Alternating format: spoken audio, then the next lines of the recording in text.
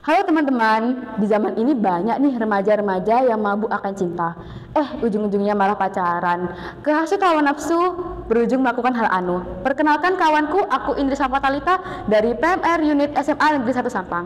Nah, di sebelahku ini ada materi yang cocok untuk mengedukasi remaja-remaja yang masih ketutup dengan hawa nafsu nih. Dan juga di sini aku akan menjelaskan dampak dari bahayanya melakukan hubungan seksual sebelum adanya ikatan pernikahan.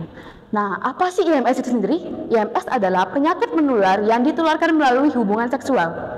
Tentunya IMS sendiri disebabkan oleh beberapa faktor. Nah, di sini aku akan menjelaskan 6 faktor yang menyebabkan IMS sendiri memiliki resiko yang tinggi.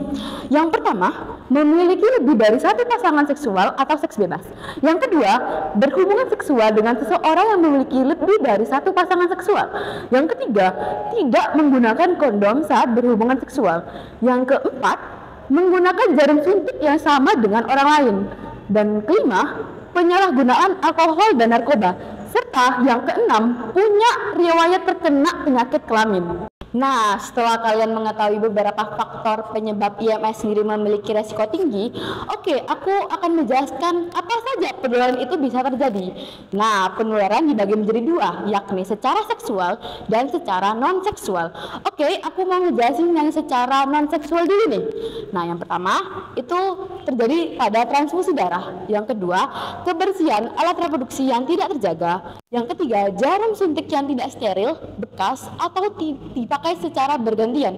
Yang keempat, ibu kepada bayinya pada proses kehamilan, melahirkan, dan menyusui.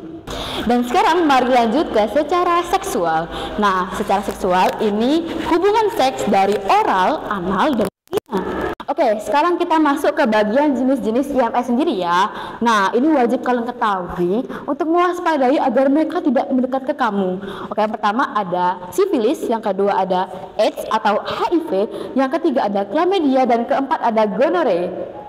Di sini aku mau ngejelasin dua jenis penyakit IMS yang sering terjangkit oleh generasi muda. Yang pertama ada sifilis. Nah, sifilis sendiri itu merupakan jenis penyakit yang sangat berbahaya yang disebabkan oleh virus Treponema pallidum. Dan yang kedua, pasti kalian sudah pernah dengar atau sering dengar HIV atau AIDS, ya kan? Nah, HIV itu adalah Human Immunodeficiency Virus.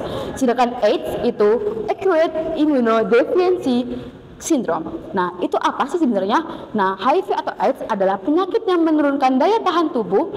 Itu disebabkan oleh hubungan seksual, transfusi darah, jarum suntik yang dipakai secara bergantian, ibu hamil kepada anaknya.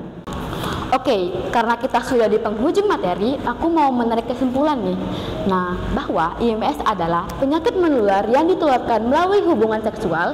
IMS memiliki faktor penyebab penularannya secara seksual dan non-seksual, serta jenis IMS sendiri adalah sifilis, AIDS, chlamydia, dan gonore. Ada sapi memetik pohon duku, digigit sebut menangis kesakitan. Sekian materi dari aku, mohon maaf jika ada kesalahan.